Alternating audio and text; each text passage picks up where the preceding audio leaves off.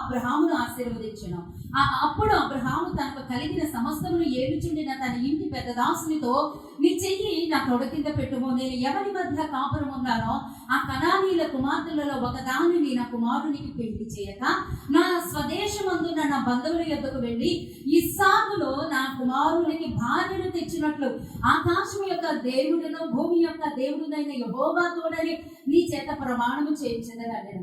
ఆ దాసుడు, ఈ దేశమునకు నా వెంట వచ్చటకు ఒకవేళ ఆ స్త్రీ ఇష్టపడని ఎడల నీవు బయలుదేరి వచ్చిన ఆ దేశమునకు నేను నీ కుమారుని తీసుకొని పోవలనా అని అడుగగా, అబ్రహాము అక్కడికి నా కుమారుని తీసుకుని పోకూడదు సుమి, నా తండ్రి ఇంటి నుండి నేను పుట్టిన దేశము నుండి నన్ను తెచ్చి నాతో మాట్లాడి నీ సంతానమునికి ఈ దేశమును ఇచ్చేదనని ప్రమాణం చేసి నాతో చెప్పిన పరలోకపు దేవుడవు యెహోవా తన దూతను నీకు ముందుగా పంపను. అక్కడి నుండి నీవు నా కుమారునికి భార్యను తీసుకొని వచ్చేదవు. అయితే నా వెంట వచ్చుటకు ఆ స్త్రీ ఇష్టపడని ఎడల ఈ ప్రమాణము నుండి విడుదల పొందుతావు గాని నీవు నా కుమారుని అక్కడికి తీసుకొని పోకూడదని అతనితో చెప్పాను. హల్లెలూయా, హల్లెలూయా, హల్లెలూయా. దేవునికి స్తోత్రం, దేవునికి స్తోత్రం, దేవునికి స్తోత్రం. ఈ వాక్యము ఎప్పుడు వ్యక్తపడుతుందో తెలుసండి? వివాహ కార్యక్రమానికి సిద్ధపాటుకి, ఆ యొక్క ఎంగేజ్మెంట్కి ఈ వాక్యాన్ని వాడతాడండి. మరి ఈ రోజు ఈ వాక్యం ఎందుకు ఎక్కబడింది? ఈ రోజు ఈ వాక్యంలో ఉన్నటువంటి మర్మం నిజంగా చెప్తే, పెళ్లి రోజు వాక్యం ఎవరు పెట్టరండి. ఎందుకంటే ఆ కొత్త బట్టలు, ఆ అలంకరణ, ఆ కొత్తగా కనిపించేటువంటి పెళ్లి కూతురు, ఆ పెళ్లి కొడుకు, ఈ ముచ్చట్లు, ఆ ఆహారాలు, ఇవే సరిపోతాయి మనకి. ఎవరికైనా కదా వాక్యం మీద పట్టు ఉండదండి. ఆ వాక్యం మీద పట్టు మనకు కావాలి. ఆ వాక్యంలో ఉన్నటువంటి లోతు, ఎత్తు, మర్మం కావాలి. అది మరుగు చేయబడటానికి దేవుడి చిత్తం కాదండి. అది ఎట్టి పరిస్థితుల్లో మరుగు చేయబడకూడదు. నన్ను చూడు, అంకుల్కి చేయలేదేమో, చాలా జాగ్రత్తగా ఎవరన్నా అక్కడ కూర్చుని లీడ్ చేయండి అమ్మా. చిన్నపిల్లకి ఎందుకు కూర్చోండి, చైర్స్ లేదంటే నిల్చొని చూడాలి ఎవరి బిడ్డలు. హల్లెలూయా, హల్లెలూయా. ఈ వాక్యము ఏం జరుగుతుంది అంటేనండి, గాడ్ బ్లెస్ యు, హల్లెలూయా. లల్లీలో ఏదో ఒక ప్రత్యేకత చూస్తాను. జాయ్ తల్లిలోనో వెరీ కూర్చొని అమ్మా, కూర్చొని ఎవరైనా వస్తే అప్పుడు చూద్దాం. మధురవాణి చాలా యాక్టివ్గా ఉంటున్నారండి, చాలా యాక్టివ్గా ఉంటున్నారు. నిజంగా మన సంఘంలో ఎవరి బిడ్డలకి కూడా లేనంత ఉజ్జీవం సండే స్కూల్ బిడ్డలో వచ్చేసిందండి. ఒక గట్టి చమడ కొట్టి బిడ్డని దేవుడిగా మార్చడానికి దేవుడికి స్తోత్రాలు చెల్లిద్దాం. హల్లెలూయా. పోయిన ఆదివారంలో నేను అక్కడి నుంచి వచ్చాను కదండి, అందరూ ఇక్కడ హ్యాపీగా ఉన్నారంటే, కొత్త పాస్టర్ గారు వచ్చారు, కొత్త వాక్యం వచ్చింది, పవర్ఫుల్ గా వచ్చింది, లేకపోతే మరి ఇంకా అన్ని ఉజ్జీవాలతో ఉన్నారు. నేను పరిగెత్తి ఆ బొకే పట్టుకుని ఆ బొకే మా వాళ్ళకు చూపించాలి అనుకుంటూ ఈ ఉద్రేకంతో నేను వచ్చేదాన్ని. ఈ ఆశతో నేను వచ్చి అందరితో మాట్లాడుతున్నాను. కరెక్ట్ గా టైంకి ప్రేయర్ చేసే టైము, ప్రార్థనలకు వచ్చేసరికి ప్రార్థన చేస్తున్నాను. ఇలా నేను వచ్చేసరికి అందరూ అమ్మ బాగా జరిగిందమ్మా, బాగా చెప్పాడమ్మా, ఎలా చెప్పేస్తున్నారు అందరూ నాకు. ఎలా చెప్పేసరికి లల్లి ఆ చివరి నుంచి పరిగెత్తుకుని వచ్చాడండి. నేను రాగానే, లల్లి అంటే సునీత కొడుకు, పరిగెత్తుకుని వచ్చాడు. వచ్చేసి అన్నాడు, ఆంటీ అక్కడ ఎలా జరిగింది ఆంటీ? హల్లెలూయా, హల్లెలూయా. ఆంటీ అక్కడ ఎలా జరిగింది అంటే, వాడికి ఆ జ్ఞానం ఎక్కడి నుంచి వచ్చిందని నాకు అర్థం కాలేదని ఎంత హ్యాపీ అయిపోయాను. అక్కడ ఎలా జరిగిందని, ఇక్కడున్న బిడ్డకి అంత ఆలోచన, అంత జ్ఞానమా. దేవానికి వందనాలు. తల్లి చేస్తున్న ప్రయాసం బట్టి బిడ్డని దేవుడు ఖచ్చితంగా దీవిస్తాడండి. హల్లెలూయా, హల్లెలూయా. మన బిడ్డలు దీవించబడాలంటే మనమేనండి పునాది వేయాలి. అందుకు దేవునికి స్తోత్రం. ఈ రోజున 3-4 క్యారెక్టర్స్ మనకు కనబడబోతున్నాయండి. ఒక తండ్రి స్థానంలో ఉన్నటువంటి అబ్రహాం గారిని చూడబోతున్నాం. ఒక ప్రధాన దాసుడుగా ఉన్నటువంటి ఎలియాజర్ గారిని మనం చూడబోతున్నాం. తర్వాత ఇస్సాకు, రెబ్కాలు. వాళ్ళు ఎవరండి? వధువరు కదా, పెండ్లి కుమారుడు, పెండ్లి కుమార్తె, వర్తమానాన్ని ఈ రోజున దేవుడు మనకి ఆ యొక్క దేవుని సన్నిధిలో, దేవుని వినికిడిలో మనకు వినిపించబోచున్నందుకు దేవునికి స్తోత్రం. ఎందుకు ఈ వర్తమానమో, ఏ పెళ్లి లేదు, పెళ్లి వర్తమానం అని దీనికి ఒక ముద్రేసి వదిలేశాడండి. పెళ్లి వర్తమానం అనేసి ఒక ముద్రేసి ఈ యొక్క వాక్యాన్ని వదిలేశాడు. వదలడానికి వీల్లేదండి. మన జీవితానికి పునాది ఇది. ఎందుకంటే పరలోకపు తండ్రి పరలోకం నుంచి భూలోకానికి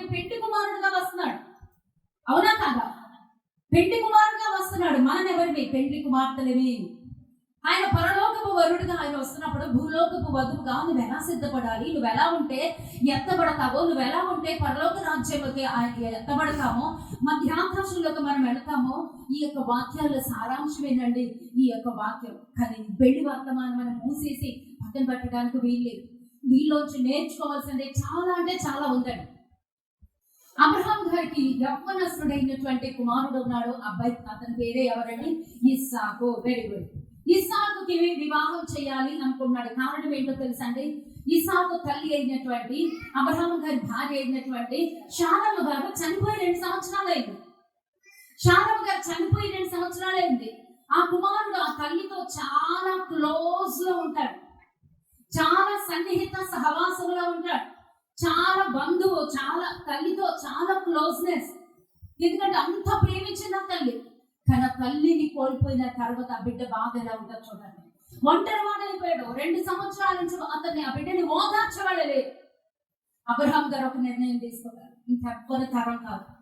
ఈ బిడ్డని ఓదార్చడం, ఈ బిడ్డ తన తల్లిని మర్చిపోవడం అసంభవం. ఈ బిడ్డకి నేను ఇప్పుడు పెళ్లి చేయాలి, ఒక స్త్రీని వెతకాలి, కన్యకని వెతకాలి, తమ సమభాగాన్ని వెతకాలి అని చెప్పి తన ఇంటి పెద్ద దాసుడైనటువంటి ఎలియాజరు గారిని పిలిచి ఆయనతో ప్రమాణం చేస్తే ఆయన అంటాడు, అబ్రహాం గారు అంటారు, ఈ కనాను స్త్రీలు అన్యులండి, చాలా హేయకారమైన చేసేటువంటి వారు.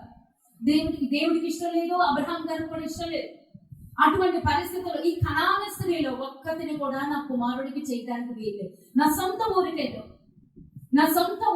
నా స్వజనుల దగ్గరికి వెళ్ళి, నా దేశం దగ్గరికి వెళ్ళి అక్కడ ఉన్నటువంటి కన్యకలో ఒక కన్యకని తీసుకురా. అయ్యా అవి రానంటే చాలా దూరాలు కదండి, చాలా సుదీర్ఘమైనటువంటి ప్రయాణం చేసి వచ్చేసాడు. మరి ఆ స్త్రీ రావాలి, పుట్టింటి వదిలేసి రావాలి, ఆ బంధుమిత్రుల్ని అన్ని బంధకాలు తెంపుకొని రావాలి. ఒకవేళ ఆమె రాకపోతే ఈ ప్రమాణం నుంచి నువ్వు తప్పించబడతావు, నువ్వు విడిపించబడతావు. అంతేకాని నా కొడుకును మాత్రం వెనక్కి తీసుకొని వెళ్ళొద్దు. హల్లెలూయా. నా కొడుకుని మాత్రం మళ్ళా వెనక్కి తీసుకెళ్ళొద్దు. ఎందుకంటే దేవుడు చెప్పాడు, అబ్రహామా నీ దేశం నుండియో, నీ బంధువుల యొద్ద నుండియో, నీ యొక్క తల్లిదండ్రుల దగ్గర నుండియో నువ్వు వచ్చేసే బయటికి అన్నాడు. కాబట్టి మళ్ళీ వెనక్కి అడుగు పెట్టడానికి ఇష్టం లేదండి, మళ్ళీ వెనక్కి అడుగు పెట్టడు. అందుకే నా కొడుకు కూడా ఎక్కడికి అడుగు పెట్టకూడదు. కానీ నా స్వదేశంలో నా రక్త బంధువులు, నా సంబంధులు ఉన్నారు, ఆమె నా బిడ్డను చేసుకోవడానికి ఇష్టమైతే ఆమె అన్ని వదిలేసుకొని వచ్చారు. అది దైవ క్రమం అండి. అవన్నీ వదిలేసుకొని వచ్చాలి, అప్పుడు నా కుమారుడితో వివాహం చేస్తాను. దేవుడికి స్తోత్రం. హల్లెలూయా. ఆ ఒప్పందం మీద వెళ్ళాడండి, ప్రార్థన చేసుకుని వెళ్ళాడు. ప్రార్థన చేసుకుని వెళ్ళి ఆ యొక్క దేశానికి వెళ్ళి చూద్దాం 8వ వచనం, కుమారునికి భార్యను తీసుకొని వచ్చి, అయితే నీ వెంట వచ్చిన ఆ స్త్రీ ఇష్టపడని ఎడల ఈ ప్రమాణం నుండి విడుదల పొందేదవు, కానీ నీవు నా కుమారుని అక్కడికి తీసుకుని పోకూడదని అతనితో చెప్పాడు. ఆ దాసుడు తన యజమానుడిగా అబ్రహాము తొడ కింద చేయి పెట్టి ఈ సంగతి విషయమై ప్రమాణం చేశాను. అతడు తన యజమానుని ఒంటెలలో, ఇది అందరం చేశాను. 10వ వచనం, అతడు తన యజమానుని ఒంటెలలో 10 ఒంటెలు తన యజమానుని ఆస్తిలో శ్రేష్టమైన నానా విధములకు వస్తువులను తీసుకొని పోయాను. అతడు లేచి అరామ్న హరాయిములోనున్న నాహోరు పట్టణము చేరి సాయంకాలం మధ్య స్త్రీలు నీళ్లు చేతుకొనవచ్చు వేళ్లకు ఆ ఊరి బయటనున్న నీళ్ల బావి యొద్ద తన ఒంటెలు మోకరింప చేసెను. హల్లెలూయా. ఎక్కడికి వచ్చేసాడండి? నాహోరు పట్టణానికి వచ్చేసాడు. అరామ్ హరోయి అన్నటువంటి నాహోరు పట్టణానికి వచ్చేసి అబ్రహాము దేశానికి వచ్చేసి అక్కడికి వచ్చి అక్కడ స్త్రీలు బావి ఉందండి, ఆ బావి దగ్గర అందరూ కూడా ఏం చేస్తారు? సాయంకాల సమయంలో ఆ యవ్వనస్తులు కన్యకలు నీళ్లు చేతుకోవడానికి వస్తారు, నీళ్లు తొడకం తీసుకొని వస్తారు. కాబట్టి వాళ్ళు అక్కడ కన్యకలు ఉంటారు కాబట్టి తన పని సులువు అవుతుంది. కాబట్టి ఆ బావి దగ్గర ఉండి దేవుడితో ఒక మనవి చెప్తున్నాడు. చూడండి, నా యజమానునకు అంతకుముందు ఒక మాట ఉంది, సాయంకాలం మంది నీళ్లు చేతుకొనవచ్చు వేళ్లకు ఆ ఊరి బయటనున్న నీళ్ల బావి వద్ద తన ఒంటెలను మోకరింప చేసి ఇట్లా నేను. హల్లెలూయా, హల్లెలూయా. ఎవరెవరు ప్రార్థన చేస్తారండి? మా అబ్రహాము దాసుడు అక్కడ ఉన్నటువంటి 10 ఒంటెలు వచ్చినాయి. ఆ 10 ఒంటెలకి ఉన్నటువంటి దాసులు వీళ్ళు మాత్రమే కాకుండా ఆ ఒంటెలు కూడా ప్రార్థన చేస్తున్నాయి. హల్లెలూయా. అబ్రహాము వాటికి అలా ట్రైనింగ్ ఇచ్చాడండి.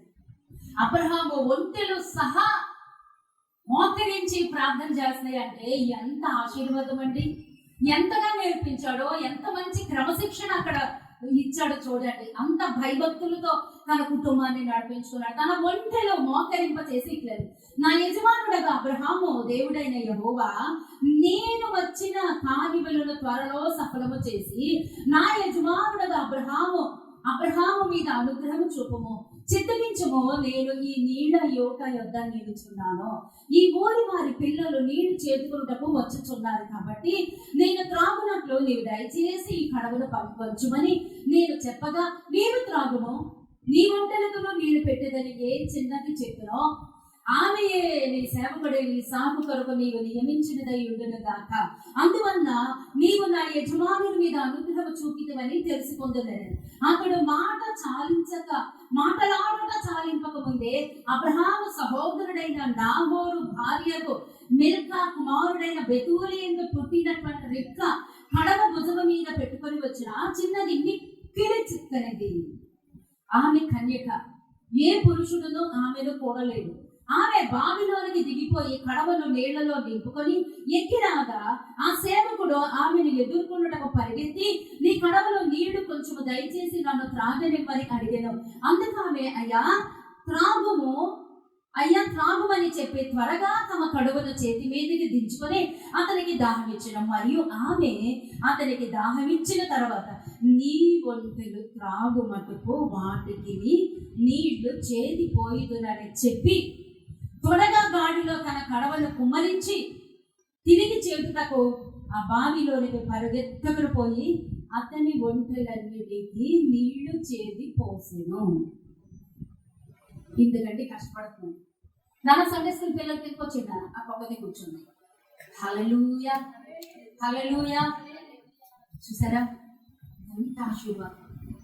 మంచి యవనస్తురాలండి, మంచి యవన బిడ్డ, చక్కనిది. దేవుడి చిత్తం నెరవేర్చడానికి ఎలియాజరు గారు దేవుడి పాదాల దగ్గర మొరపెడుతుంటే, అక్కడ ఉన్నటువంటి ఒంటెలు కూడా మొరపెడుతుంటే ఆ మొర దేవుడి సన్నిధికి వెళ్ళింది. ఆయన ప్రార్థన ఇంకా చాలించుకోగలిగితే రెప్కా వచ్చేసింది. ఏం పట్టుకుని వచ్చిందండి? వెరీ గుడ్, కడవ పట్టుకుని వచ్చేసింది. ఎందుకు వచ్చింది? నీళ్లు చేరుకోవడానికి వచ్చింది. ఎవరికి నీళ్లు చేరడానికి వచ్చింది? తన ఇంటి పనుల మీద, తన ఇంటి పనుల భారం బాధ్యత కలిగినటువంటి వ్యక్తి కడవ భుజాన పెట్టుకుని వచ్చి ఆ నీళ్లు చేరుకోవడానికి వచ్చింది. అయితే ఒక్క కండిషన్ పెట్టాడు అక్కడ, ప్రభా నీ చిత్తం ఏంటో నేను తెలుసుకోవాలి కాబట్టి ఎవరైతే నేను దాహం అడుగుతానో, నేను దాహం అడిగినప్పుడు అయ్యా నువ్వు తాగు, నీతో పాటు నువ్వు తాగటమే కాదు ఈ ఒంటెలకు కూడా నీళ్లు చేతి పెడతానని ఎవరైతే అంటారో ఆమె నా యజమానునికి భార్య. హల్లెలూయా, హల్లెలూయా. దేవునికి స్తోత్రం కలుగును గాక. ఇంత ఛాలెంజింగ్ వర్డ్ ఎక్కడ వదిలాడు. దేవుడి సేవ అంటే అంత సులువు కాదండి, అంత కాదు, అసలు సులువు కాదు. ఈయన అడిగినటువంటిది ఎలా ఉందో తెలుసా? ప్రభా ఎవరైతే నాకు దాహానికి ఇస్తారో ఆమెని మా యజమాని దాసునికి నేను తీసుకెళ్తాను, యజమానురాలుగా అని అనలేదండి. ఆ పెట్టినటువంటి పరీక్ష చాలా కష్టతరమైనటువంటి పరీక్ష. నువ్వు తాగుము, నీతో పాటు అడగకుండానే నీ ఒంటెలకు కూడా నీళ్లు చేతి పెడతాను అన్నటువంటి మాట ఆయన వాడాడు. అంత కష్టం అండి. అంత కష్టానికి ఎవరు ఇష్టపడతారు చెప్పండి? ఆయన అన్నాడు. ఆ మాట ముగించుకొని నిఘా వచ్చేసింది, కడవ భుజాన్ని పెట్టుకొని వచ్చేసింది, ఆ యొక్క బావిలోనికి దిగింది. ఆ దిగి ఆ నీళ్లు చేతుకొని తన పని తను వెళ్ళిపోతుంది. ఈయన వెళ్ళిచాడు, అమ్మ కొంచెం దాహంతో వచ్చాను, చాలా దూరం నుంచి దూర ప్రయాణం, ఒంటే చూడగానే తెలిసిపోద్ది చాలా దూర ప్రయాణం చేసి వచ్చానమ్మా, నాకు కొంచెం దాహం ఇవ్వవా, నాకు కొంచెం నీళ్లు చేతి పెట్టవా, కడవను వంచి పెట్టవా అనగానే ఆ వెంటనే ఆ కడవ వంచి ఆయనకి దాహానికి ఇచ్చిందండి. హల్లెలూయా. ఆ దాహము తీర్చింది. దాహము తీర్చగానే అవన్న మాట ఏంటో తెలుసా? అయ్యా నీకు మాత్రమే కాదు, నాకు తెలిసి ఆయన దాహం తీర్చుకున్నాడు, ఆయన దాహంతో పాటు అక్కడ ఉన్న 10 మంది కూడా దాహం తీర్చబడింది. ఆ 10 మందికి ఆ నీళ్లు తోడుపెట్టింది. వాళ్ళందరూ కూడా చాలా దూరం ప్రయాణం చేసి వచ్చారు కాబట్టి అలిసిపోయి ఉన్నారు కాబట్టి వాళ్ళందరికీ నీళ్లు చేతి పెట్టేది. వాళ్ళందరూ తాగారు, వాళ్ళందరూ సంతోషంగా ఉన్నారు, వాళ్ళందరూ సమృద్ధిగా ఉన్నారు, వాళ్ళందరూ కూడా నిరీక్షిస్తున్నారు. ఇప్పుడు ఏం చెప్పొద్దా? ఆమెకు మాత్రమే కాదు, అక్కడ ఉన్నటువంటి వాళ్ళందరికీ నీళ్లు తోడుపెట్టింది. అక్కడ ఉన్నటువంటి వాళ్ళందరికీ నీళ్లు తోడుపెట్టిందండి. దేవునికి స్తోత్రం కలుగును గాక. హల్లెలూయా. వాళ్ళందరికీ నీళ్లు తోడుపెట్టింది. వాళ్ళందరికీ నీళ్లు తోడుపెట్టి చివరికి ఏమందో తెలుసమ్మా, అయ్యా నీకు మాత్రమే కాదు, నీకు మాత్రమే కాదు, అక్కడ ఉన్నటువంటి ఒంటెలన్నిటికీ, నీ సేవకులకి మాత్రమే కాదు. ఆయన తాగాడు, ఎలియాజర్ తాగాడు, తర్వాత అక్కడ ఉన్న సేవకులు నీళ్లు తాగారు. అమంటుంది ఆమె హృదయంలో ఉన్నటువంటిది ఆ యొక్క ఆశ ఎలా ఉందో చూడండి. నీ ఒంటెలన్నిటికీ నీళ్లు చేతి పెడతాను. ఓకే, అదేమైనా సులువైనటువంటి మాట? ఒంటె ఎన్ని నీళ్లు తాగుద్ది? సండే స్కూల్ పిల్లలు ఎవరికన్నా తెలుసా? చింటు గూగల్లో కొట్టు. సండే స్కూల్ అదేంటి, ఒక ఒంటె ఎన్ని నీళ్లు తాగుద్ది? అయ్యో, 10 అమ్మా 6 నెలలకి సరిపడా నీళ్లు తాగేస్తుంది. ఓకే, ఎన్ని నీళ్లు తాగుద్ది? కొన్ని క్యాలరీస్ తాగేస్తుందండి. నాకు తెలిసి కొన్ని క్యాలరీస్ ఒకప్పుడు నేను రాసి పెట్టుకున్నానండి. అది 600 లీటర్లో 600 క్యాలరీస్ ఏదో ఉంది అక్కడ. అన్ని నీళ్లు తాగుద్దండి ఒక్క ఒంటె. అక్కడ ఎన్ని ఒంట్లు ఉన్నాయండి? 10 ఒంట్లు ఉన్నాయి. ఆ 10 ఒంట్లు ఎన్ని క్యాలరీస్ నేను తాగేస్తాయి చూడండి. అన్ని నీళ్లు తోడాలి అంటే ఆమె చేతిలో ఉన్నటువంటి ఆయుధం ఏంటండి? కడవ. బంగారు తల్లి, నేను ఒక్క మాట చెప్తున్నాను. నువ్వు దీవించబడాలి అంటే, నువ్వు ఆశీర్వదించబడాలి అంటే, నీ జీవితంలోకి ఒక పరీక్ష నీకు తెలియకుండా వస్తుంది. ఆ పరీక్షలో నువ్వు నెగ్గినప్పుడు మాత్రమే శాశ్వతమైనటువంటి ఆశీర్వాదం వస్తుంది. ఆమెకు తెలీదు అది ఆమె పెళ్లి చూపులని తెలీదు, అది దేవుడు ఆమెను పరీక్షిస్తున్నాడని తెలీదు. భూమి మీద ఉన్నటువంటి సమస్త వంశావళులకి ఆమె తల్లిగా దీవించబడుతుందని తెలీదు. ఆకాశ నక్షత్రాల వలె, ఇసుక రేణువుల వలె ఆమె సంతానాభివృద్ధి జరుగుతుందని కూడా తెలీదు. ఆ ఒంటెలికి నీళ్లు పెట్టడం మాత్రమే అనుకుందండి. ఎంత ప్రయాసపడతాం చూడండి. ఆ బావి ఎలా ఉంటుందో తెలుసండి? మనం ఇలా నించుని ఓ బకెట్ వేసేసి దగ్గర లాగేటో కాదండి. ఆ నాడు ఎలా ఉంటుంది? లోతు బావి. ఆ బావి లోపలికి మెట్లు ఉంటాయి. యూట్యూబ్ లో చూడండి కావాలంటే. బావి లోపలికి మెట్లు ఉంటాయి. ఆ లోపలికి దిగాలి. ఎన్నిసార్లు దిగింది, ఎన్నిసార్లు పైకెక్కింది లెక్కేంటి? అన్ని 100 లీటర్లు ఆమె తోడి పెడుతుందంటే ఆమె ప్రయాస ఎలా ఉంది? ఆమె అలిసిపోతుంది. అయినా సరే ఆమె ఎలా చేస్తుంది? శక్తికి మించిన కొలది చేస్తుందండి. హల్లెలూయా. నీ పరీక్ష ఎలా ఉంటుందో తెలుసా? నీ శక్తి అంతా పోతుంది, నీ బలం అంతా తీసివేయబడుతుంది. అయినప్పటికీ దానిలో నీ ప్రేమ ఎలా ఉంది? దీవించబడాలి అంటే ఈ లోకంలో ఒక నెల సంపాదన మనకు కావాలంటే నెల మొత్తంలో కష్టపడాలి. అవునా కాదు? అది ఉద్యోగాలు కావచ్చు, మరొకటి ఏదైనా కావచ్చు. నెల మొత్తం కష్టపడాలి. మరి పరలోక రాజ్యానికి నువ్వు వారసురాలు అయిపోవాలి అంటే జీవితం అంతా దేవుడికి నమ్మకంగా ఉండాలి. జీవితం అంతా దేవుడికి ధారపోసే నమ్మకంగా ఉండాలి. ఆ రోజున అక్కడికి వచ్చినటువంటి ఒకే ఒక చిన్న పరీక్ష ఆమె దీవించబడిపోయిందండి. ఎంత ప్రయాసపడుతుంది! అన్ని ఒంటెలకి అన్ని 100 లీటర్లు, ఇంచుమించు 2-3 వేల లీటర్లు నీళ్లు తోడుతుందంటే నాకు తెలిసి ఉదయం నుంచి రాత్రి వరకు తోడుతూనే ఉంది. ఉదయం నుంచి రాత్రి వరకు తోడి పాస్తానే ఉంది. అల్లి పెరగనటువంటి జీవితం. దేవుని సేవ కొరకు నువ్వు ఎంత కష్టపడుతున్నావు? దేవుని రాజ్యము కొరకు నువ్వు ఎంత కష్టపడుతున్నావు? ఆశీర్వాదం అంటే అంత అల్లాటప్పగా ఉందా? దీవెన అంటే అంత అల్లాటప్ప అనుకుంటున్నారా? ఈ రోజున నువ్వు చేసేది నీ బిడ్డలకి దీవెనగా ఆశీర్వాదంగా మారిపోతుంది. అది నీకు కొలవబడుతుంది. ఈమె అత్తగారు ఎవరో తెలుసండి? శారమ్మ దగ్గరికి వెళ్ళిపోదాం. 89 ఏళ్ల వయసులో శారమ్మ 89 సంవత్సరాలు, అబ్రహాం గారు 99 సంవత్సరాలు. అటువంటి సమయంలో తండ్రి కుమార పరిశుద్ధాత్మ దేవుడిగా ఆ సింధూర వృక్షం కింద ఆయన కూర్చొని ఉంటే దేవుడు దిగి వచ్చి దేవుడు దిగివచ్చి ఆమెతో మాట్లాడుతూ మాట్లాడితే ఏమన్నాడు తెలుసా? మాట్లాడుతూ వెళ్ళిపోతుంటే అబ్రహాం అన్నాడు, అయ్యా మీరు ఉండండి, మీకు ఆతిథ్యం ఇస్తాను. అయ్యా మీరు మీకు కొంచెం నీళ్లు తెస్తానని అన్నాడు. కొంచెం మీకు దాహం తీర్చుకోండి, మీరు కొంచెం ఆతిథ్యం తీసుకోండి, బతిలాడుతున్నాడు. అన్నిటికీ సిద్ధమయ్యాడు. నాకు ఒక ప్రశ్నకి సమాధానం చెప్పండి. అబ్రహాం వయసు అంట 99. హల్లెలూయా. మరి శారమ్మ గారి వయసు ఎంత? నీకెంత జ్ఞానం ఇచ్చాడే బాబు దేవుడు. హల్లెలూయా. నీకున్న జ్ఞానం నాకున్న బాగుండు. హల్లెలూయా. దేవునికి స్తోత్రం కలుగునుగాక. 89 సంవత్సరాల వయసులో ఉన్నటువంటి ఆమె దగ్గరికి వెళ్ళి అబ్రహాం గారు చెప్తున్నాడు, అమ్మా శారమ్మ మన ఇంటికి అతిథులు వచ్చినారు, 3 మానికల పిండి, సన్నని పిండి నువ్వు మెత్తగా పిసికి రొట్టెలు చేసి వాళ్ళకి ఆతిథ్యం ఇవ్వంటే ఆమె ఏమని పిలిచిందండి? నా యజమానుడా. 89 సంవత్సరాలు అండి. ఆమె చేతులు సహకరిస్తాయా చెప్పండి అమ్మా. 89 ఇక్కడ ఎవరు ఉన్నారండి? 89 ఒక్కరు కూడా లేదు నాకు తెలిసి. అందరూ ఎవరు వస్తలే. ఒకసారి చెప్పకూడదాం హల్లెలూయా. ఎందుకంటే 89 ఉంటేనే వృద్ధాక అంటే మనం అందరూ ఎవరు వస్తలే. అవునా కాదా? సంతోషించండి ఈ ఒక్క రోజుకి. హల్లెలూయా. ఆ తల్లి 89 సంవత్సరాల వయసులో 3 మానికల పిండి పిసికి ఇంట్లో అలవరచబడింది. వాళ్ళు ఎంతమంది ఉన్నారు? 318 మంది ఉన్నారు. పని వాళ్ళు ఎంతమంది ఉన్నారు?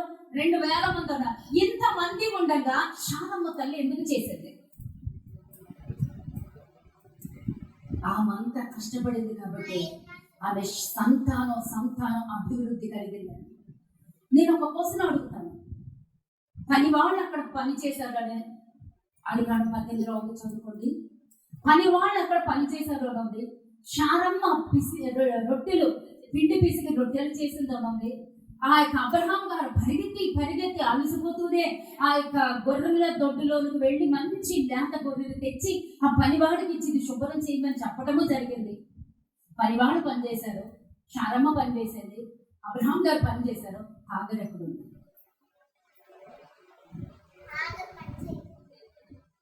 హాగర్ ఎక్కడ ఉంది? వెళ్ళలేదమ్మా.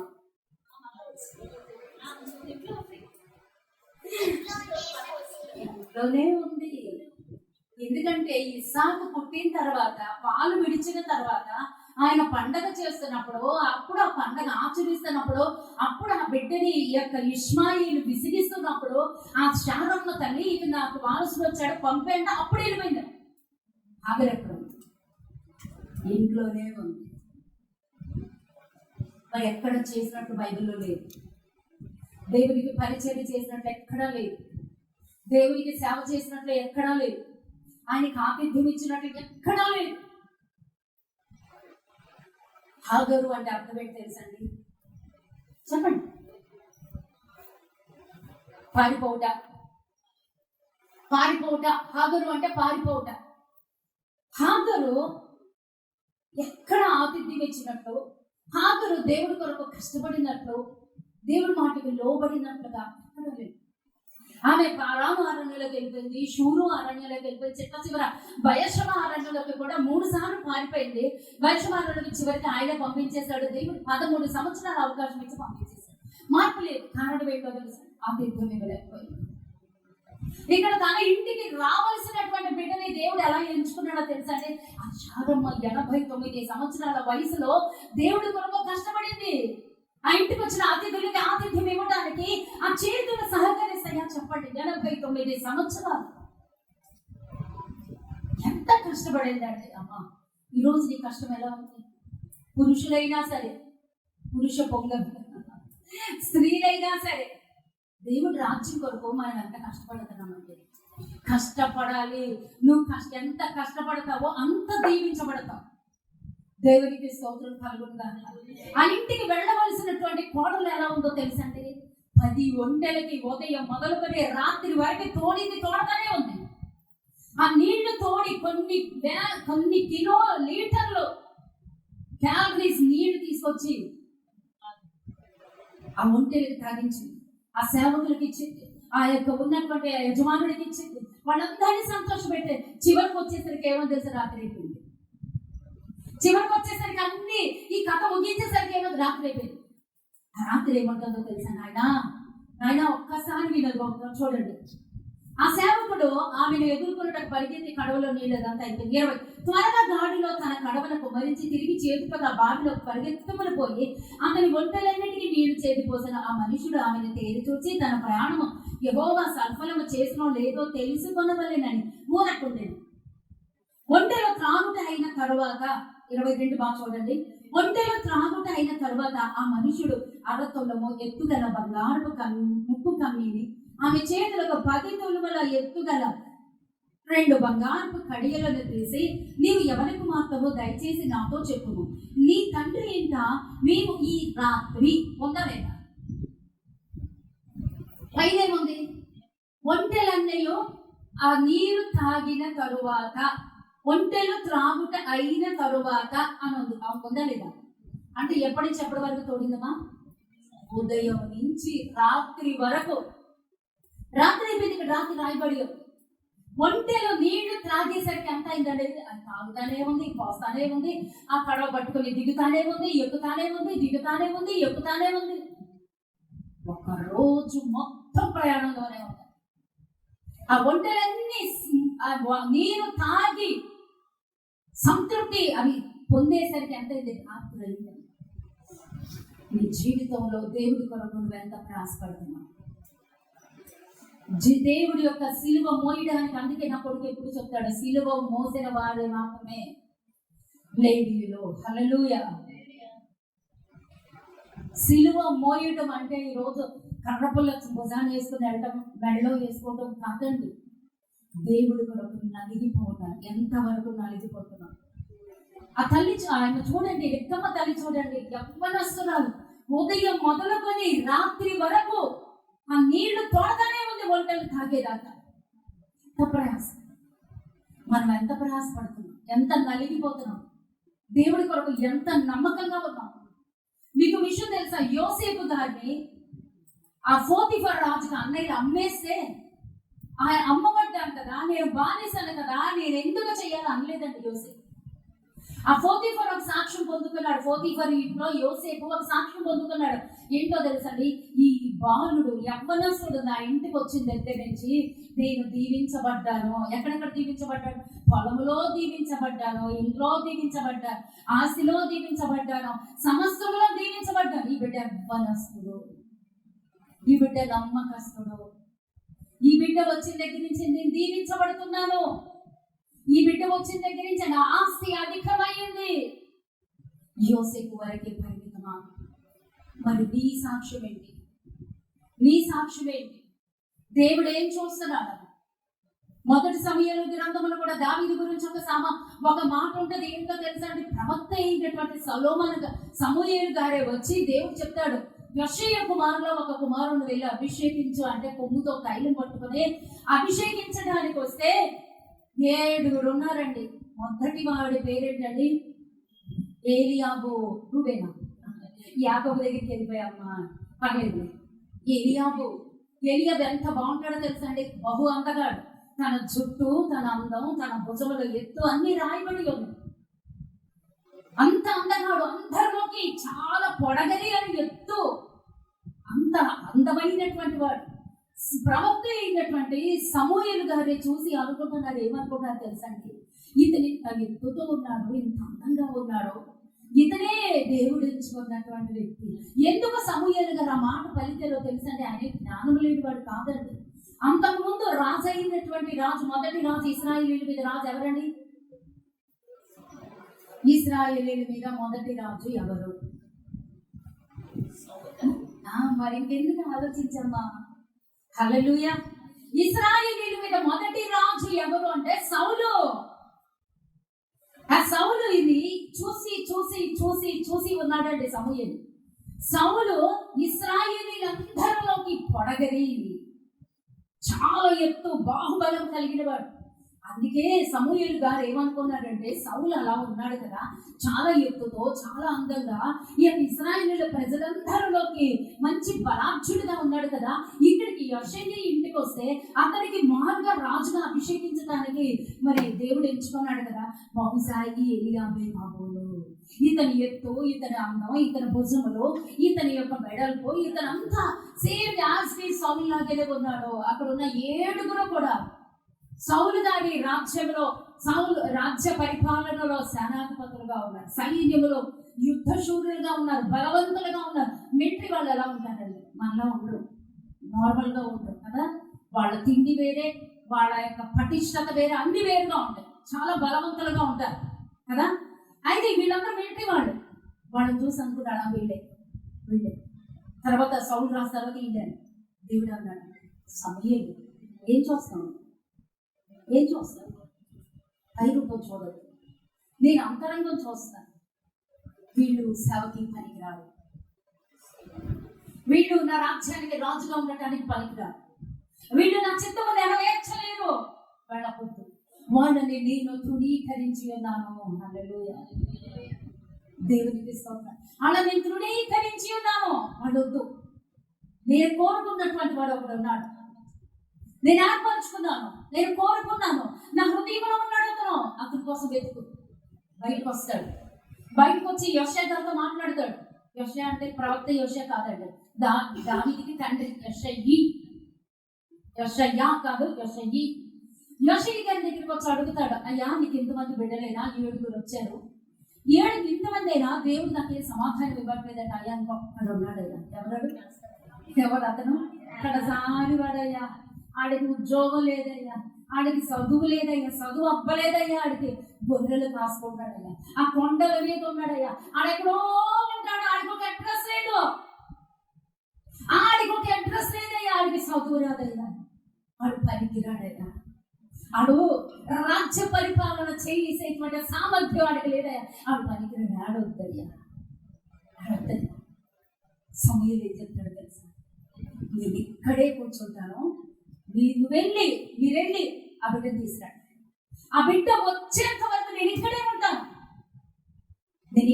ఉంటాను, కదలలేదండి. కూర్చున్నాడు, దావీదు వచ్చేంత వరకు అక్కడే కూర్చున్నాడు. నీకు విషయం తెలుసా నాన్న, నిన్ను వాడుకోవాలని దేవుడు ఎప్పటి నుంచి వెయిట్ చేస్తాడో, నిన్ను దీవించడానికి, నిన్ను ఆశీర్వదించడానికి, నీతో మాట్లాడడానికి, నిన్ను కలుసుకోవడానికి. న్యాయాధిపతుల్లో కూడా 7వ అధ్యాయంలో మనష్షే కుమారుడైనటువంటి ఆ గిద్యోను దగ్గర మస్తకి వృక్షం కింద దేవదూత దిగి వచ్చి కూర్చున్నది అతనితో మాట్లాడడానికి. ఈ సింధూర వృక్షం కింద అబ్రహాంతో మాట్లాడడానికి దేవుడు దిగి వచ్చి అక్కడ కూర్చున్నాడు. ఇక్కడ దావీదుని అభిషేకించడానికి యోషయి ఇంటికి వచ్చిద్దా ఆ యొక్క సమూయేలు ప్రవక్త వచ్చి కూర్చున్నాడు. దేవుడు దీన్ని ఆశీర్వదించడానికి మార్గాన్ని వెతుకుతున్నాడు, దారి వెతుకుతున్నాడు. ఎప్పుడైతే దావీదు కబురు వెళ్ళిందో అక్కడ మంచి మాట ఉంటది, ఆ గొర్రె పిల్లల్ని ఆ సహకారులకి అప్పగించి, అది చూసాడండి, అప్పగించి పరుగున వచ్చేసి ఏం చేస్తాడు? పరుగున అలా వస్తూ ఉండగానే ఆ గేట్ లోనికి, ఆ ఆవరణలోనికి ఎంటర్ అయ్యాడో లేదో, ఊరీమో తుమ్మీమో దేవుని యొక్క నిర్ణయాన్ని తెలిపేటువంటి వారు అవి వెలగడం ప్రారంభిస్తాయి. ఆ బాలుడి వయసు ఎంత? మహా అయితే 13-14 సంవత్సరాల వయసు. బాలుడు బాల్య దశలో ఉన్నాడు. ఊరీమో తుమ్మీమో వెలగడం ప్రారంభించలే. 13-14 సంవత్సరాల వయసులో రాజ్య పట్టాభిషేకం దేవుడు కలిగి చేశాడండి. హల్లెలూయా. దేవుడు కోరుకున్న వ్యక్తి, నా చిత్తమంతటిని నెరవేర్చేటువంటి వాడు, నా ఇష్టానుసారుడు. ఎన్ని సాక్ష్యాలు! మరి నీ సాక్ష్యం మరి నేను కష్టపడుతున్నాం, ఏం ప్రయాసపడుతున్నాం, ఎంత నమ్మకంగా మనం ఉన్నాం. దావీదుని ఎంచుకోవడానికి కారణం ఏంటో తెలుసా? దావీదుకి చదువు లేదు, ఉద్యోగం లేదు, హోదా లేదు, అర్హత లేదు, గుర్తింపు అంతకన్నా లేదు, కనీసం తండ్రి హృదయంలో కూడా గుర్తింపు లేదు. కానీ దేవుడి హృదయంలో గుర్తింపు ఎందుకు పొందాడు, ఎలా పొందాడు అంటే తనకు అప్పగింపబడినటువంటి బాధ్యత. అండర్లైన్, తనకు అప్పగింపబడినటువంటి బాధ్యత గొర్రెలు మేపటం. ఒక్క పనండి తండ్రి తనకు అప్పగించింది. ఆ పనిలో నమ్మకంగా ఉండిపోయాడు. ఆ పని కొరకు నమ్మకస్తుడుగా మారిపోయాడు. ఒక చట్టి మూట కట్టుకుని ఆ కర్రకి తగిలించుకుని తెల్లారితే సరే ఆ గొర్రెలు తీసుకెళ్ళిపోయి పచ్చిక బయలు ఎక్కడున్నాయో చూసి వాటిని మంచిగా పోషించటం, వాటన్నిటిని సంరక్షించటం, ఏ తోడేలు బాధిన పడకుండా. అంతేకాదు అవి తినేయటానికి ఎలుగుబంట వస్తే దాంతో యుద్ధం చేశారు, తోడేలు వస్తే దాన్ని తరిమి కొట్టాడు, చివరికి సింహమే వచ్చింది, దాని నోరు పట్టుకుని చీల్చాడు. అది దేవుడు చూశాడమ్మా, అది దేవుడు చూశాడు. తన గొర్రె పిల్లల పక్షాన తనకివ్వబడిన చిన్న బాధ్యతలో తనకివ్వబడిన చిన్న బాధ్యతలో ఎంత నమ్మకంగా ఉన్నామో ఈరోజు దేవుడు పరీక్షిస్తున్నాడు. ప్రాణం పెట్టేయడానికి కూడా ఆ సింహం నోరు గడ్డ పట్టుకుని ఆ నోరు చీల్చి ఆ నోటిలో ఉన్న గొర్రె పిల్లని తీశాడు అంటే అది ఇలా వంగి దాన్ని తీస్తున్నప్పుడు యుద్ధం తలెళ్ళిపోద్ది. దానిలో ప్రాణాలను తెలియచాడు, ప్రాణాలను సమర్పించడానికి తనకివ్వబడినటువంటి బాధ్యతలు. తన తండ్రి తనని నమ్మి ఒక చిన్న గొర్రె కాపరిగా బాధ్యత ఇచ్చాడు. తన అన్నలందరూ రాజ్యంలో మంచి సైన్యాధికారులుగా ఉన్నారు, మంచి హోదాలో ఉన్నారు. కానీ తనకివ్వబడింది చిన్న బాధ్యతే. తను ఎంత నమ్మకంగా ఉన్నాడు. ఈ రోజుకి యెరూషలేములో ఉన్నటువంటి అతని పేరేంటండి? మూర్తి గారు నిద్రపోతున్నారా? ఆ రాజుగారి పేరేంటండి? ఆ సీఎం పేరేంటండి? యెరూషలేములో నెతన్యాహు. అక్కడ ఉన్నటువంటి వాళ్ళందరూ ఎవరో తెలుసండి? యూదులు. ఆ యూదులు దావీదు సంతానం ఏ సంతానం నుంచి వచ్చిందో తెలుసా? దావీదు సంతానం అమ్మా. నో డౌట్, దానిలో డౌట్ పడకండి. ఆ నెతన్యాహు ఎందుకింత రోషంగా ఉంటున్నాడు యెరూషలేము పట్ల? యెరూషలేముని పాకిస్తాన్ నుంచి, గాజా నుంచి, అక్కడ ఉన్నటువంటి వాళ్ళందరి నుంచి విడిపించడానికి, అరబ్బుల నుంచి విడిపించడానికి ప్రాణ త్యాగం చేసి ప్రాణాలకి తెగించి ఎందుకు యుద్ధాలు చేస్తున్నాడు? ఎందుకు యెరూషలేముని సంరక్షిస్తున్నాడంటే అతని వారసత్వం ఎవరని ఈ రోజున యూట్యూబ్స్ లో మీరు కొట్టి చూడండి. ఎవరు అంటే దావీదు వారసుడు. కొట్టండి, చప్పట్లు కొట్టి దేవునికి స్తోత్రాలు చెప్పండి. నీకు లేదా అమ్మా ఆశ? నీకు లేదా? మనం ఉన్నా పోయినా ఊడినా ఒకటేనండి. కానీ మన తర్వాత వచ్చే మన వెనక తరము దీవించబడాలి. మన బిడ్డలు దీవించబడాలి. మనం చూసినా చూడకపోయినా మన వంశము దీవించబడాలి. మన యొక్క ఉన్నటువంటి తరం అంతటికి ఆశీర్వాదకరంగా ఉండాలి. నీకు ఇచ్చిన రక్షణ అందుకే, నీకు ఇచ్చిన సామర్థ్యం అందుకే. ఎంతవరకు నమ్మకం ఉంటున్నా? నాకు దేవుడు దేవుడు దేవుడు అనుకుంటా అవ్వదు. ప్రభా ప్రభా ప్రభా అంటే దేవుడు ఒప్పుకోడు, తలిపేసేస్తాడు. ఎవరైతే నా మాటలు వింటారో వాటి ప్రకారం నెరవేరుస్తారో వారినే పరలోక రాజ్య వారసులుగా నేను సిద్ధపరుస్తాను దేవుడే చెప్పాడు. చక్కని చుక్కలాగా ఉన్నటువంటి ఎవరు బిడ్డ అంటే రెక్క ఉదయము మొదలుకొని రాత్రి వరకు అక్కడ చక్కగా రాసించాడండి. 22వ వచనం, ఒంటెలు త్రాగుట అయిన తరువాత అని అంటే ఆ యొక్క 23వ వచనంలో 22లో ఒంటెలు త్రాగుట అయిన తరువాత 24వ వచనం ఈ రాత్రి కాల సమయంలో బస చేయుటకు అంటే ఎంతసేపు కష్టపడింది? ఉదయం మొదలుకొని రాత్రి వరకు ఎవరి కోసం కష్టపడింది? ఒంటెల కోసం కష్టపడుతుంది. ఆమెకి తెలుసా ఇది నా పెళ్లి చూపులని? ఆమెకి తెలుసా నా దీవెనని? ఆమెకి తెలుసా నాకు ఏదో లాభము ప్రాప్తిస్తుంది అని? ఆమెకి తెలుసా? తెలియదండి. ఏ లాభాన్ని ఆశించలేదు. ఆమెకున్న ఆయుధం ఏంటో తెలుసా? ఆధారం ఏంటో తెలుసా? కడవ దీవించబడిపోయిందండి. ఆ సూదితో విధవరాళ్ళకి వస్త్రాలు కుట్టిస్తుంది. ఆ పేరేంటండి? లూదియా. నేను మర్చిపోయి మిమ్మల్ని అడిగాను, మీరు నన్ను డిస్టర్బ్ చేసేస్తారా? సూదితో తలీ తాకుమి అంటాడు, చిన్నదానా లే అంటాడు. ఆ పేరేంటి? ఒక సూదితో విధవరాళ్ళకి వస్త్రాలు కుట్టి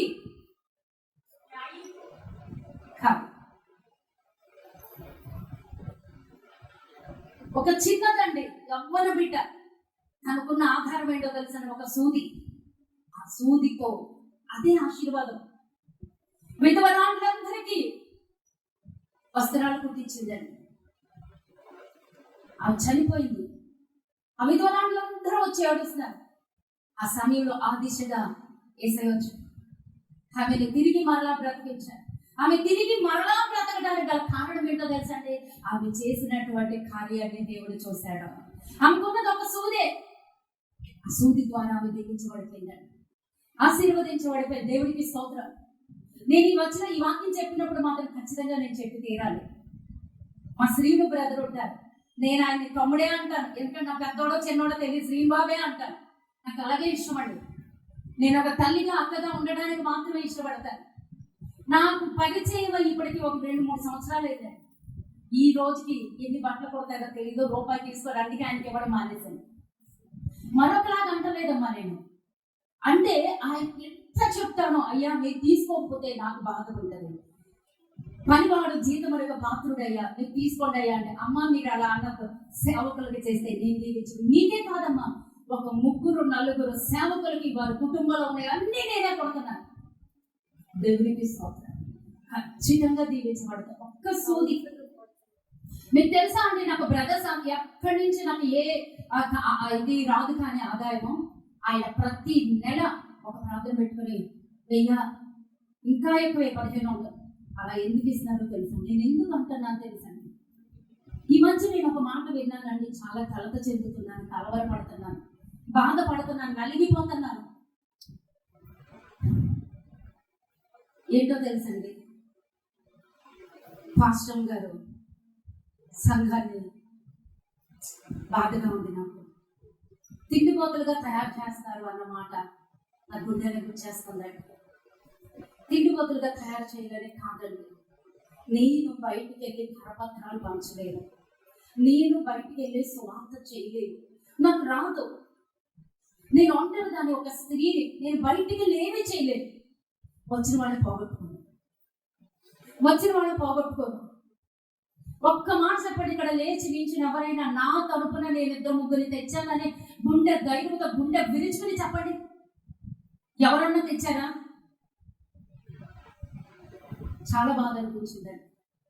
నేను తిండిపోతులుగా తయారు చేయటానికి కాదండి, దేవుడి కొరకు కష్టపడదు. ఈరోజు ఇక్కడ అందరూ ఉన్న అక్కడికి వెళ్ళి సునీత పద్మ వంట చేస్తారు, తయారు చేస్తారు, అన్ని చేస్తారు. దానిలో ఏముందో తెలియదు. నేను రూపాయి ఇవ్వనండి. వాళ్ళు ఇవ్వడానికి వాళ్ళ కూలీలు కాదు. నిన్న నా కొడుకు వచ్చాడండి, మొన్న నా కొడుకు వచ్చాడు. మధ్యాహ్నం ఉదయం వచ్చి సాయంత్రం 3:30-4 వరకు ఇక్కడ ఉన్నాడు. ఇన్ని పనులు చేసుకుని వచ్చాడు. మొన్న నేను వచ్చాను, వంటగదికి కడుక్కున్నాను, తుడుచుకున్నాను, ఆ వరండాలన్నీ తుడుచుకున్నాను. ఆ పనులేవో నేను చేసి బాత్రూమ్లన్నీ కడుక్కున్నాడు. వరుసటి చివరి నుంచి ఆ చివరి రూపాయి ఇవ్వను పెట్టి. ఏంటో తెలుసండి, ఆ సంఘం పనివాడే జీతగాడు. మనుషులిచ్చే జీతం కాదండి, దేవుడిచ్చే ఆశీర్వాదం. ఎలియాజరు ఆ ముక్కి కమ్మించి ఉంటాడు, 2 బంగారపు గాజులు ఇచ్చి ఉంటాడు, అంతే. కానీ దేవుడు ఏమి ఇచ్చాడో తెలుసా అండి? ఆకాశాలు నింపాడు. ఇసక రేణువుల వలె, ఆకాశ నక్షత్రాల వలె ఆ యొక్క రిబ్కమ్మ బిడ్డలు దీవించబడ్డారు, ఈ సాకు బిడ్డలు దీవించబడ్డారు. సంతానాభివృద్ధి మన వెనక తరానికి మనం దీవెనకరంగా ఉండాలంటే ఆమె ఎంత కష్టపడుతుంది చూడండి. ఏమి ఆశించలేదు, ఆమెకి తెలియదు నేను ఇలా ఆశీర్వదించబడుతున్నా, జీవితం ఇలా ఉంటుంది, అలా ఉంటుంది, ఇలా ఉంటుంది. చాలా బాధపడుతున్నానండి. కష్టపడాలి. ఈ రోజున వాళ్ళు వంట చేయొచ్చు, ఇది అరిగిపోయితే కాదు, అయినా సరే చెప్తాను. మీకు తెలుసు అమ్మ బెడ్రీడ్. ఒక్కొక్కసారి నాకే నడవడానికి ఓపిక లేదు, నడవలేదు, చేయలేదు. కానీ చెయ్యాలి. రాత్రి ఉండదు, పగలు ఉండదండి. నాకు రాత్రి ఉండదు, పగలు ఉండదు. కానీ ఇక్కడ వారానికి 3 సార్లు ఆతిథ్యం ఇవ్వాలి. ఆ రాత్రి ఎంత పొద్దుపోయేంత వరకు నేను ప్రిపరేషన్ మొత్తం అక్కడ చేసేస్తానండి. మొత్తం ప్రిపరేషన్ అక్కడ చేసేసి అన్ని క్యానుల్లో వేసుకొని తీసుకొచ్చేస్తాను. మా పిల్లలు అంటారు, మా చిన్నోడైతే బాగా విసుక్కుంటాడు, ఏంటి మమ్మీ ఎప్పుడు చర్చికి వెళ్ళినా సంచులేసుకొని వెళ్తావేంటి అని. 2-3 సంచులు వేసుకొని వస్తానండి. పెద్దోడు కూడా అంటాడు, ఎప్పుడు సంచులే మమ్మీ నీతో. మరి తప్పదు, నాకు ఉన్నటువంటి బాధ్యత అలాంటిది. నాకు స్టైల్గా హ్యాండ్ బ్యాగ్ వేసుకుని హ్యాపీగా వెళ్ళి హ్యాపీగా వచ్చేయాలని ఉంటుంది. కానీ నాకు అవ్వదు కదండి. భారం మోయాలి, అది భారం, బాధ్యత. శక్తికి మించిన కొలది చేయాలి. చాలా జాగ్రత్త అమ్మా, చాలా జాగ్రత్త. దేవుడు వింటున్నాడు. త్వరపడద్దుమా. నేను చేసే దానిలో చాలా ఆలోచన ఉంది, ఎంతో త్యాగం ఉంది, ఎంతో వ్యయ ప్రయాసాలు ఉన్నాయి. ఎవరో ఎప్పుడో ఒక్కొక్కసారి పెట్టుకుంటారు ప్రార్థనలు, పెట్టుకోవట్లేదు ఇవ్వలేదని నేను అన్నాను. కానీ మిగతాదంతా ఎవరు భరిస్తున్నారు చెప్పండి? ఎంత భరిస్తున్నాను చెప్పండి? ఎందుకు భరిస్తున్నాను చెప్పండి? పౌలు గారి ఫిలిప్పీ పత్రికలో 4:3 అధ్యాయంలో ఒక మాట ఉంటుంది. అది ఏంటో తెలుసా అండి? ఏ విధమునైనా సరే, ఏ విధము చేతనైనట్టు నేను క్రీస్తుని ప్రకటించాలని అదొకటండి నాకు ఉంది. ఏ విధము చేతనైనా సరే నేను క్రీస్తును ప్రకటించడానికి వెనకున్నవి మరిచి ముందున్నటువంటి వరకు నా గురి అంతకి నేను పరిగెడుతున్నాను. నా గురి అదే, నా గమ్యం అదే. ఎలాగైనా సరే నేను దేవుడు సేవ చేయాలి, కొంతమందికి వాక్యం ప్రకటించాలి, కొంతమంది ఆత్మని సిద్ధపరచాలి, వాళ్ళకి రాజ్య వారసులుగా నేను తయారు చేయాలి. హల్లెలూయా, హల్లెలూయా. ప్రతి ఒక్కరము దేవుని కొలతలో మనం ఉంటాం. నీ తండ్రి ఇంకా మేము ఈ రాత్రి బస చేయటకు స్థలం ఉన్నదా అని అడిగింది. అందుకామె, నేను నాహోరునకు మిల్కా కనిన కుమారుడకు బెతూయేలు కుమార్తెనను, మరియు ఆమె మా యొద్ద చాలా గడ్డిలు మేతలు రాత్రి బస చేయటకు స్థలములో ఉన్నవనగా. హల్లెలూయా. ఆయన ఏమడిగాడు? ఈయన ఏం చెప్తుంది? ఆయన అడిగిన దానికన్నా ఎక్కువ ఇచ్చేస్తుందండి. బస చేయటానికి స్థలం ఉందా అంటే, అయ్యా చాలా స్థలం ఉంది, చాలా గడ్డి ఉంది, బస చేయటకు స్థలం ఉంది, నేను మీకు ఆతిథ్యం ఇవ్వడానికి కూడా సమస్య సిద్ధమే. ఎంత ఎంత ఎంత చక్కటి ఆమె చూడండి, ఎంత డెడికేట్ చేసుకుందో దేవుడి కూడా, ఎంత ప్రయాసపడదు. ఉదయం నుంచి రాత్రి వరకు ప్రయాసపడింది కదండి.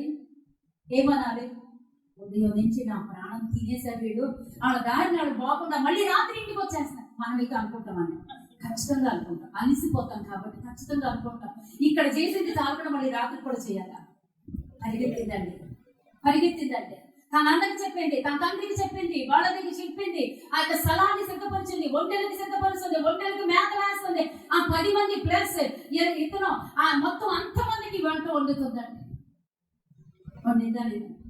ఆతిథ్యం ఇచ్చిందా లేదా? దీవించబడిందా లేదా? మనం దీవించబడుతున్నామా? మనం ఆశీర్వదించబడుతున్నామా? మనం ఎలా ఉన్నాం? మనం దేవుడికి ఎలా ఇస్తున్నాం? వినేటువంటి వారుగానే మనం ఉంటున్నామా? ఈ చెవిలో విని ఈ చెవిలో వదిలే. ఎంతవరకు కష్టపడుతున్నాం? ఎంతవరకు దేవుడికి ఇస్తున్నాం? ఆమె ఎలా ఇచ్చింది చూడండి. సమర్పణ. నువ్వు ఇచ్చేటువంటి కానుక, నువ్వు ఇచ్చేటువంటి జీవితము, నువ్వు దేవుడికి ఇచ్చేది ఎలా ఉండాలో తెలుసండి? ఒక సమర్పణతో ఉండాలి. 2వ తెస్సలోనికీయులకి రాసినటువంటి పత్రిక 3వ అధ్యాయము 10వ వచనం. మరియు మేము మీ వద్ద ఉన్నప్పుడు ఎవడైనను పని చేయనొల్లని ఎడల వాడు భోజనము చేయకూడదని మీకు ఆజ్ఞాపించితిమి కదా. హల్లెలూయా. పని చేయకుండా కనీసం వాడు భోజనం కూడా చేయలేదంటండి అపొస్తలులు. పని చేయకుండా వాడు భోజనం కూడా. మనం ఎంతవరకు పని చేస్తాం? ఏం పని చేయమండి, స్టైల్గా వచ్చి స్టైల్గా వెళ్ళిపోదాం. ఓకేనా? దీవెనలు కూడా అలాగే వచ్చి అలాగే వెళ్ళిపోతాం. దేవుడు కూడా అలా వచ్చి అలా దాటుకుంటూ వెళ్ళిపోతాడు. ఏరుకోబుడ్డు వాడు కాళ్ళు పట్టుకున్నాడు. ప్రభా నన్ను దీవించుకున్నాడు, ప్రభా నన్ను ఆశీర్వదించు, ప్రభా నన్ను దాటిపోవద్దు. ప్రభా ఎలా ఉంది నీ జీవితం? దేవుడి దగ్గర నిన్ను అడుగుతాడు. నీ జీవితంలో ఎన్ని ఉన్నాయి? కొలిమి లాంటి సమస్యలతో కాలిపోతున్నావు, నలిగిపోతున్నావు, కాలిపోవడానికైనా ఇష్టపడుతున్నాం, కానీ కరిగిపోవడానికి ఇష్టపడలేకపోతున్నాం. దేవుడి సన్నిధి